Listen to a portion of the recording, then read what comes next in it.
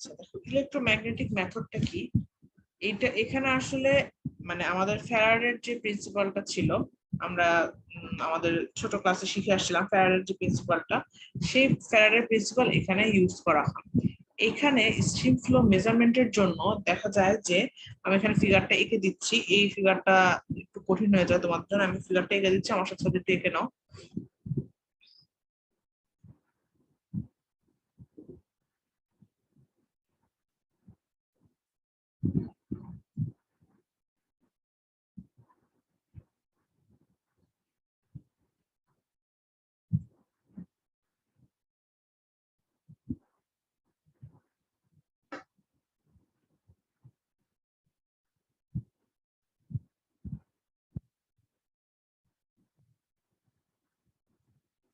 আচ্ছা দেখো, এখানে এই একটা ক্যাচমেন্ট কনসিডার করছি। এই ক্যাচমেন্টের নিচের দিক দিয়ে এখানে একটা ওয়্যার পাস করানো থাকে, এবং আমরা জানি যে প্রত্যেক এখানে যদি কয়েকটা ওয়্যার যদি থাকে তাহলে সেখানে একটা ইলেকট্রিক ফিল্ড কিন্তু বা ম্যাগনেটিক ফিল্ড কিন্তু তৈরি হবে, যেটা মানে কারেন্ট প্রডিউস করবে।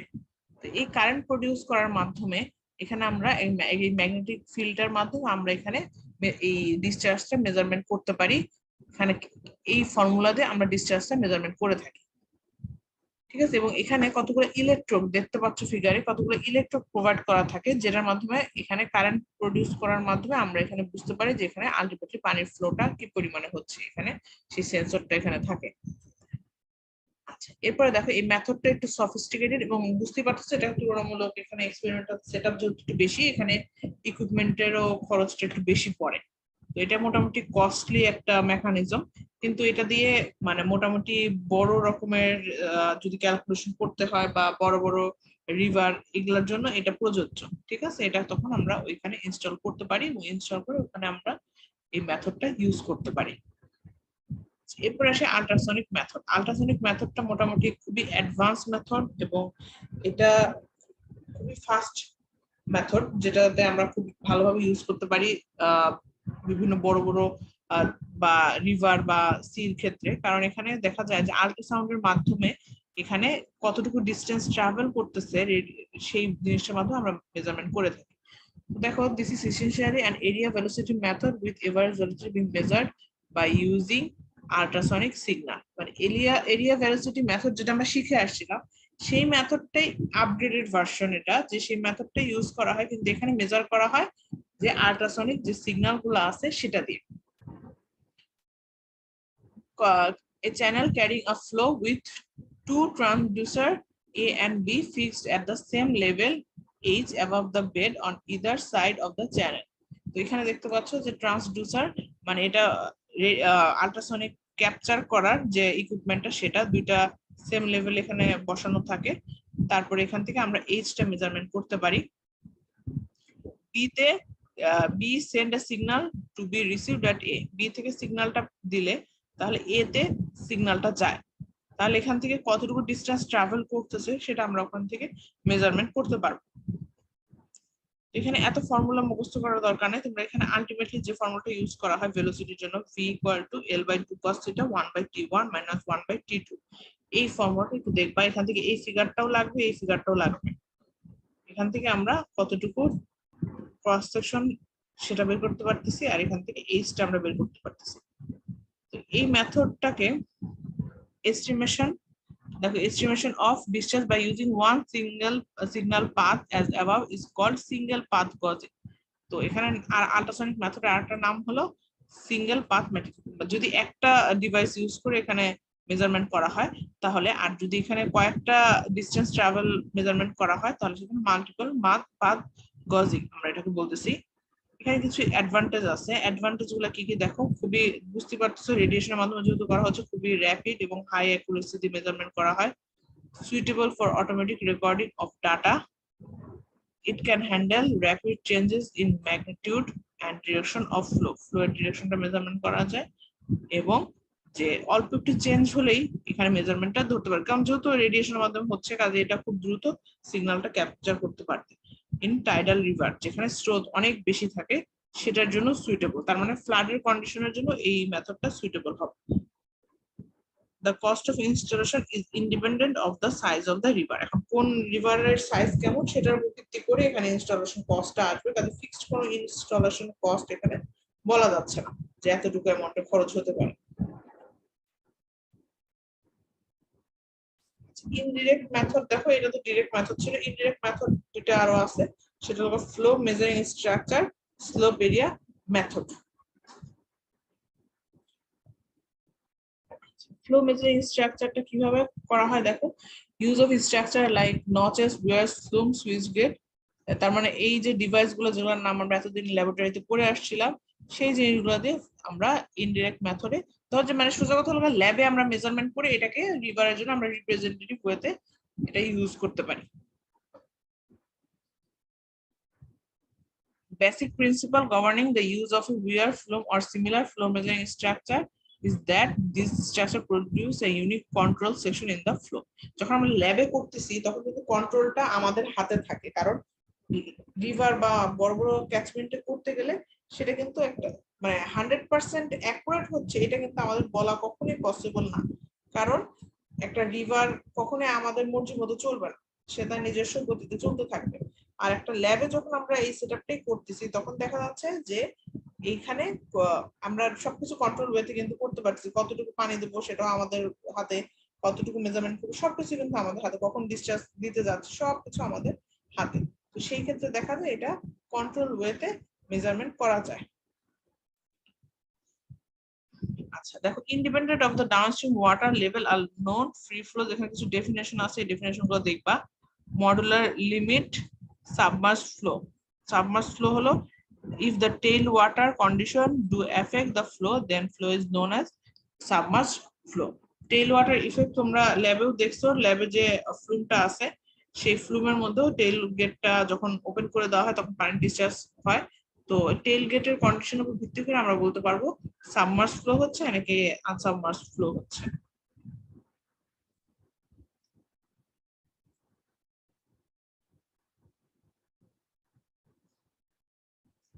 আচ্ছা এরপরে আসি, এখানে কিছু থিন প্লেট ওয়্যার এই জিনিসগুলো তোমরা একটু রিডিং করে নিও। এই লং বেস, ফ্লুমস, প্রত্যেকটা এই জিনিসগুলো তোমরা আগে ল্যাবে পড়ে আসছো, যেগুলো নিয়ে আমি ডিটেলসে যাচ্ছি না। এই উইয়ার, ফ্লুম এগুলো নিয়ে তোমাদের 272 তে অনেক পড়ছো, এগুলো নিয়ে নতুন করে কিছু বলার নাই। আচ্ছা এখন আসি slope area method. Slope area মেথডে the resistance of equation for the uniform flow in an open channel, তার মানে এটা কাজ করতেছে ওপেন চ্যানেলের জন্য, শুধুমাত্র ম্যানিংস ফর্মুলা ইউজ করা হচ্ছে এবং এখানে ম্যানিংস ফর্মুলা ইউজ করে ডেপথ মেজারমেন্ট করতেছি দুইটা সাইডে, যেখান থেকে ফ্লো হচ্ছে সেখানে আমরা ডেপথ মেজারমেন্ট করতেছি, যেখানে ডিসচার্জ হচ্ছে সেখানে আমরা ফ্লো মেজারমেন্ট করতেছি। এখানে দেখতে পাচ্ছ বার্নৌলিস যে থিওরামটা, এনার্জির যে থিওরাম, সেই থিওরামটা এখানে অ্যাপ্লাই হয়েছে এবং এই ইকুয়েশনটাও তোমাদের নোন ইকুয়েশন। এটা বার্নৌলিস থিওরাম এই 1 নাম্বার পয়েন্ট অ্যাপ্লাই করছে, 2 নাম্বার পয়েন্টও বার্নৌলিস থিওরাম অ্যাপ্লাই করছে। লসটা এটার সাথে অবশ্যই লস আসবে, যে পরিমাণ লস হচ্ছে সেটা। সেখান থেকে আমরা এখানে কি কি লস ইউজ করতেছে, ফ্রিকশনাল লস, এডিস লস, তারপরে এই দুইটা লস এখানে কাউন্ট করা হচ্ছে। এরপর এখানে আমাদের এলিভেশন হেডটা আমরা বলতেছি কি denoting Z plus Y equal to H, water surface elevation above data. এখানে এলিভেশন আর ওয়াই এই দুটাকে একসাথে কনসিডার করা হচ্ছে H, Z plus Y equal to H একসাথে কাউন্ট করা হচ্ছে। আচ্ছা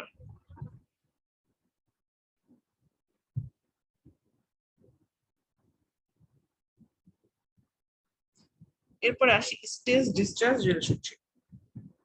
স্টেজ ডিসচার্জ রিলেশনশিপটা কি কি বিষয়ের উপর নির্ভর করে এই জিনিসটা আমাদের দেখতে হবে। এখানে তোমাদের পয়েন্ট করে লেখা, আচ্ছা আমি লিখে দিচ্ছি, আমার সাথে সাথে একটু লিখে নাও।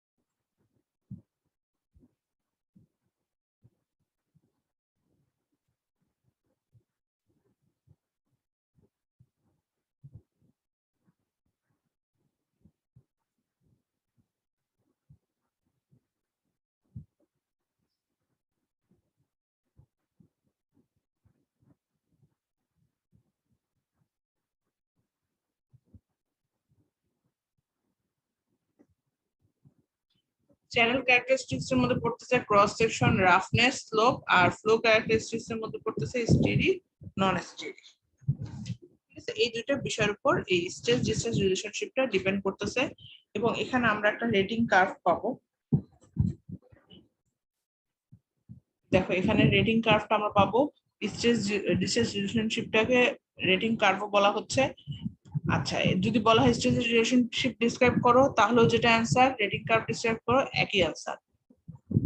এরপরে দেখো এই যে প্যারামিটার স্ট্রেস ডিসটেন্স গ্রাফটা আমি এঁকে দিচ্ছি এখানে।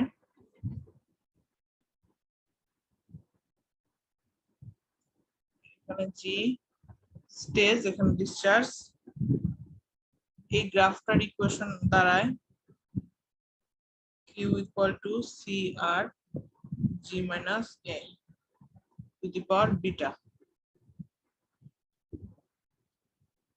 আচ্ছা, A হলো constant which represents gauge reading corresponding to zero discharge, আর CR আর বিটা এই দুটো হলো কনস্ট্যান্ট। তাহলে A কি? gauge reading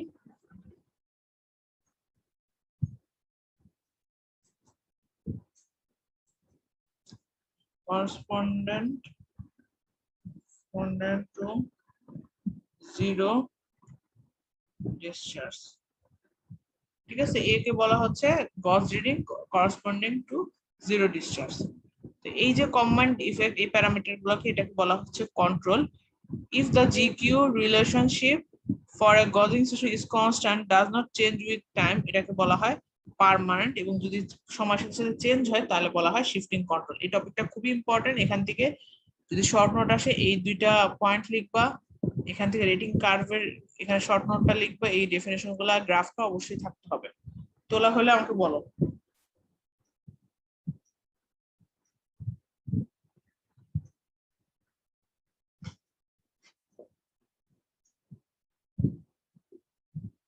তোলা হয়েছে? জি ম্যাম। আমি ক্লিয়ার করে দেই।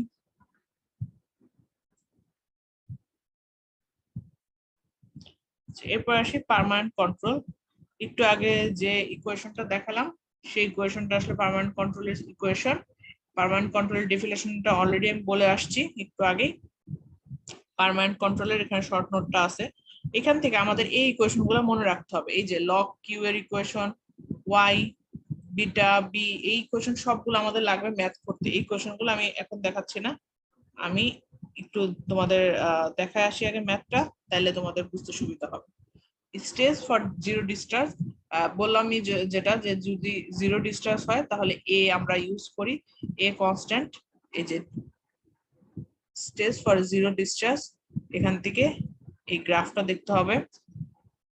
কিভাবে গ্রাফটা প্লট করছে সেটা না দেখতে, সেটা জাস্ট শর্ট করে তোমরা রিডিং দিতে পারো, বাট এই গ্রাফটা দেখবা রেটিং কার্ভ।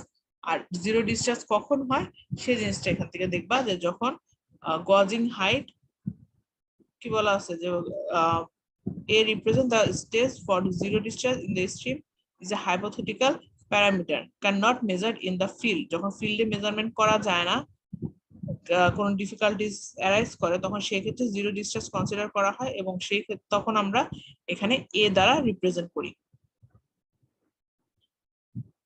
আচ্ছা, এখন ম্যাথে যাই আমরা।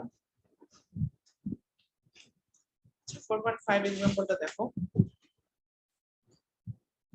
ফলোইং ডাটা গজ এর ডিসচার্জের জন্য একটা কালেক্ট করা হয়েছে। এখানে গজ ডিসচার্জ রিলেশনশিপ তোমাদের ডেভেলপ করতে বলছে। এর ভ্যালু দেওয়া আছে 7.5, জিরো ডিসচার্জের জন্য এর ভ্যালু দেওয়া আছে, গজ রিডিং দেওয়া আছে 10.5। ঠিক আছে, এখন গজ রিডিং গুলো তোমাদের দেওয়া আছে আর ডিসচার্জের ভ্যালু দেওয়া আছে। এখন তোমাদের যেটা করতে হবে, এখানে একটা তোমাদের চার্ট ফর্ম করতে হবে। আমার সাথে সাথে ম্যাটটা একটু তোলো। প্রথম থাকবে গজ, তারপরটা থাকবে gauge G, G minus A, x equal to log G minus A. এর পরেরটা এখানে লিখলাম জায়গানে। ডিসচার্জ কিউ দেওয়া আছে y equal to log q X square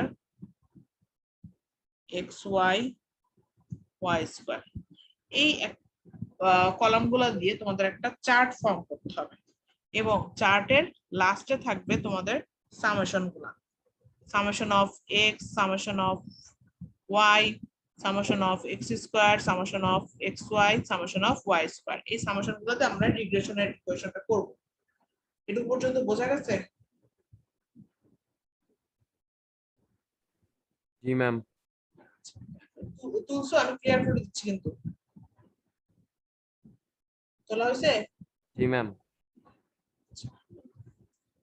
এখন এটার পর তোমাদের যে কাজটা করতে হবে, বিটার ইকুয়েশনটা দেখো তো। বিটার ইকুয়েশনে n এর ভ্যালু যতগুলো গজ রিডিং দেওয়া আছে সেখান থেকে n এর ভ্যালুটা বের করতে পারবা। সামেশন অফ x y করলা, summation of x, summation of y, প্রত্যেকটা ভ্যালু কিন্তু তোমরা চার্টে বের করে আসছো। আর যতগুলো ডাটা দেওয়া আছে সেটা হলো n এর ভ্যালু। এখান থেকে বিটা বের করতে পারবা, এখান থেকে তোমরা বিটা বের হলে এখান থেকে বি বের করতে পারবা। বি যখন বের হবে সেখান থেকে আর এর ভ্যালুটা বের করতে পারবা। বোঝা গেল? আর একটা ইকুয়েশন দেওয়া আছে বি এর জন্য, লগ সি আর, এটা দিয়েও তোমরা বের করতে পারো। এখন আমরা একটু ম্যাথে যাই। দেখো এখান থেকে y বিটা x, এই ইকুয়েশন তো দেখলাই। আচ্ছা, এই যে এই চার্টটা আমাদের ফর্ম করতে হবে, দেন সামেশন গুলো বের করলাম, বিটার ভ্যালু বের করলাম। বিটার ভ্যালু বের করলে এখান থেকে বি এর ভ্যালু বের করতে হবে। বি এর ভ্যালু বের করার পর আমরা বললাম কি যে B equal to log C R. এখান থেকে এনটি লগ দিয়ে সি আর বের করতে পারবা না, এখান থেকে সি আর বের করলাম। সিআর বের করার পর আমাদের ক্যালিব্রেশন যে ইকুয়েশন সেটা আমরা এখান থেকে পাচ্ছি, Q equal to C R G minus A to the power, এখানে বিটা, যে বিটার যে ভ্যালুটা বের করছে সেটা। তাহলে Q equal to C R G minus A to the power beta. এই ইকুয়েশনটা ফর্ম করতে হবে। এখানে সি আর জানি, বিটা জানি, এই ইকুয়েশনটা আমাদের ফর্ম করতে। তোমাদের যে বললাম যে ডেভেলপ গজ স্টেজ গজ relation, sorry stage discharge relationship, এই ইকুয়েশনটা ফর্ম করার মাধ্যমে এই যে ডেভেলপ গজ ডিসচার্জ রিলেশনশিপ। তো এই ইকুয়েশনটা জেনারেট করা পর্যন্ত তোমাদের 1 number answer. What is the correlation of coefficient of correlation, তার মানে আর এর ভ্যালু বের করতে বলছে। আচ্ছা, এখন আর এর ভ্যালুটা বের করি। আর এর ভ্যালুর ইকুয়েশনে সব দেওয়া কিন্তু। আচ্ছা, আর এর ভ্যালু কত আসা উচিত? রেফারেন্স কত?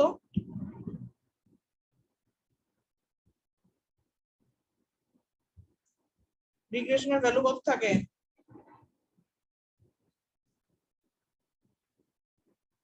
1 এর কাছাকাছি আসলে বুঝবা যে তোমার ম্যাথটা ঠিক আছে, তার মানে তোমার এখানে রিগ্রেশনটা ঠিক হয়েছে। এখান থেকে আর এর ভ্যালু বের করবা, তোমাদের এখান থেকে গ্রাফ করতে হবে না। আর এর ভ্যালু বের করলে দেন তোমাদের কি চাইছে এখানে? আচ্ছা, যদি পার্ট এ তে ডেভেলপ গজ রিডিং, এটা হলো পার্ট এর অ্যানসার। এস্টিমেট ডিসচার্জ টু এ গজ রিডিং অফ 10.5 মিটার অ্যাজ গজ স্টেশন। 10.5 মিটারের জন্য তোমাদের এখানে বের করতে বলছে। তাহলে গজিং স্টেশন 10.5, তোমাদের 10.5 এর জন্য ডিসচার্জ কত? 1500। তাহলে এটা বের করতে পারবো না। এর ভ্যালু দেওয়া আছে, সি আর জানি, ডিসচার্জ কিউ ইকুয়াল টু কি ছিল? C R G minus A to the power beta. Beta বের করে আসছি, গজ রিডিং যেটা সেটা গজ রিডিংটি বের করতে হবে। আমাদের এর ভ্যালু দেওয়া আছে, সি আর দেওয়া আছে, 10.5 এর জন্য যে ডিসচার্জ সেটা আমাদের দেওয়া আছে।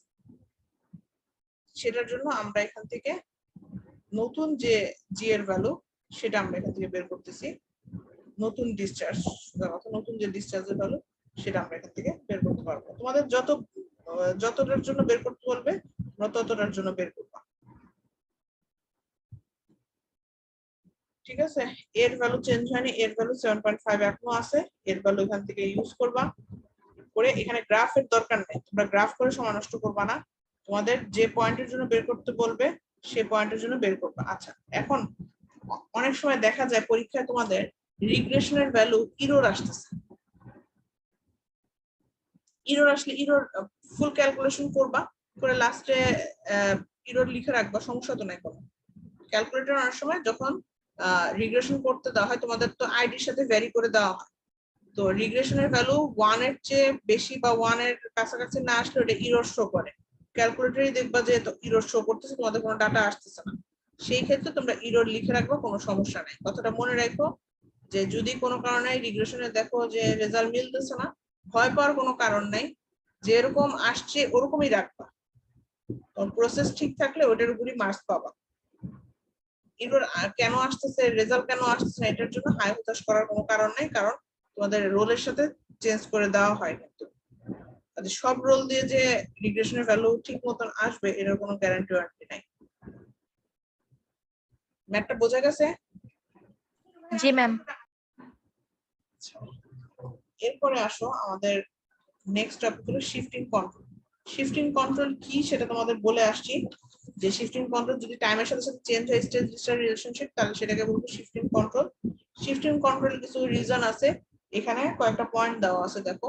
Changing characteristic cause by weed growth, যদি উইড আশেপাশে কোনো উইড গ্রোথ করে অথবা ড্রেজিং চ্যানেল এনক্রোচমেন্ট হয়, aggradation or degradation phenomenon in an alluvial channel, যদি আস্তে আস্তে নদী ভাঙন হয় অথবা নতুন সেডিমেন্ট এসে আবার পাড়ে জমে, সেই ক্ষেত্রেও চেঞ্জ হবে। ব্যাক ওয়াটার ইফেক্ট থাকলেও চেঞ্জ হবে।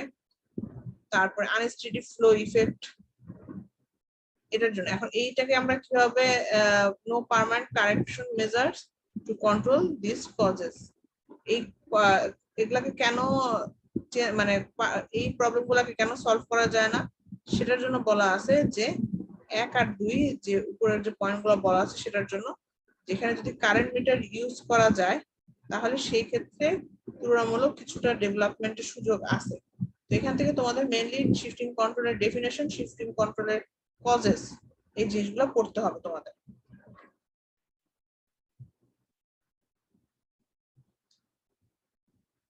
আচ্ছা, ব্যাকওয়াটার ইফেক্ট। ব্যাকওয়াটার ইফেক্ট কি? শিফটিং কন্ট্রোলের জন্য যদি শিফটিং কন্ট্রোল হয় সেই ক্ষেত্রে সময়ের সাথে সাথে আস্তে আস্তে কিন্তু এই স্ট্রেস ডিস্ট্রেস কার্ভটা চেঞ্জ হচ্ছে। চেঞ্জ হওয়ার জন্য এখানে দেখা যায় একটা ব্যাকওয়াটার কার্ভ জেনারেট করে। The same stage will indicate different discharges depending on the backwater effect. তাহলে শিফটিং কন্ট্রোলটা কেন হয়? শিফটিং কন্ট্রোলটা হয় ব্যাকওয়াটার কার্ভের জন্য, মানে এই যে সময়ের সাথে সাথে চেঞ্জ হচ্ছে এটার জন্য আসলে রিজন হলো ব্যাকওয়াটার কার্ভ। এই সিচুয়েশনটাকে অ্যানাদার গজ, এটাকে বলা হয় সেকেন্ডারি গজ অর অক্সিলারি গজ। এটা মেজারমেন্ট, এটার জন্য ব্যাকওয়াটার ইফেক্টটাকে রিডিউস করার জন্য এখানে আমরা আরেকটা গজের থেকে রিডিং নেই, সেটাকে বলতে সেকেন্ডারি আর অক্সিলারি গজ রিডিং। এখান থেকে আমরা কতটুকু চেঞ্জ হচ্ছে সেটা আমরা এই ফল দিয়ে ডিটারমাইন করি। এই ফর্মুলাটা তোমাদের মুখস্থ রাখতে হবে, এই ফর্মুলাতে আমরা ম্যাথ করব। তো এই যে অ্যাডজাস্টমেন্টটা করতেছি ব্যাকওয়াটার ইফেক্টের জন্য, এখানে যে অ্যাডজাস্টমেন্টটা হচ্ছে, এখানে আমরা নতুন করে একটা গজ রিডিং নিচ্ছি, এটাকে আমরা বলবো যে অ্যাডজাস্টমেন্ট কার্ভ। এটার জন্য কার্ভটাকে চেঞ্জ হয়, এটাকে আমরা বলি অ্যাডজাস্টমেন্ট কার্ভ। এটা হলো তোমাদের অ্যাডজাস্টমেন্ট কার্ভ।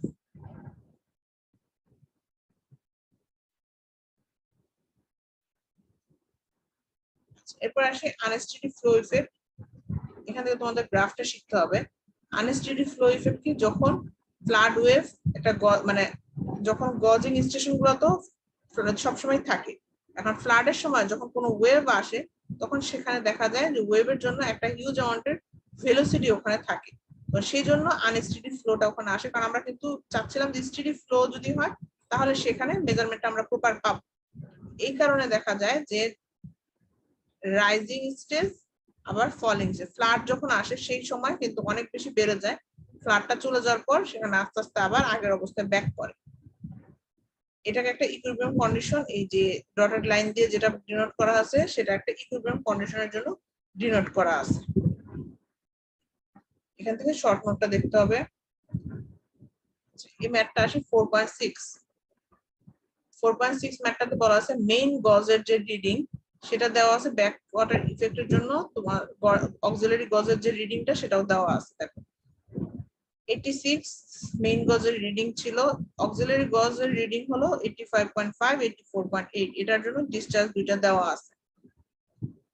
অক্সিলারি গজ 85.30 এর জন্য মেজারমেন্ট করতে বলছে কতটুকু ডিসচার্জ হয়।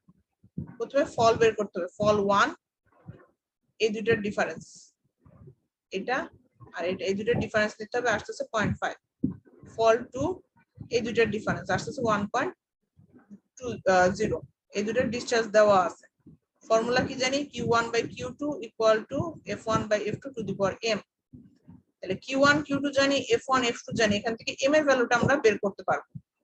m এর ভ্যালু বের করতে পারলে তাহলে সেখান থেকে নতুন যে আরেকটা অক্সিলারি গজ দিছে 15.3, সেটার জন্য আমাদের গজ রিডিং, কারণ মেইন গজের রিডিং কিন্তু সেম থাকবে, তাহলে 86 থেকে আমরা অক্সিলারি গজের রিডিংটা যদি বাদ দিই তাহলে ফলের ভ্যালুটা আমরা এখান থেকে বের করতে পারবো। তাহলে নতুন যে ডিসচার্জ, নতুন কিউ, সেটা বের করতে পারতেছি আমরা এখান থেকে। জাস্ট এই কোয়েশনটা যেটা ছিল Q2 equal to F1/F2 two the power m, এটাকে জাস্ট সাইড চেঞ্জ করছে, Q1 equal to Q2 into এটা।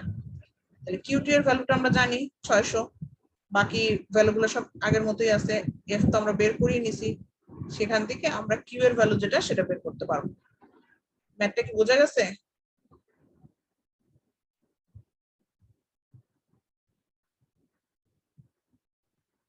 এটা কি বুঝতে পারছো? জি ম্যাম। জি ম্যাম।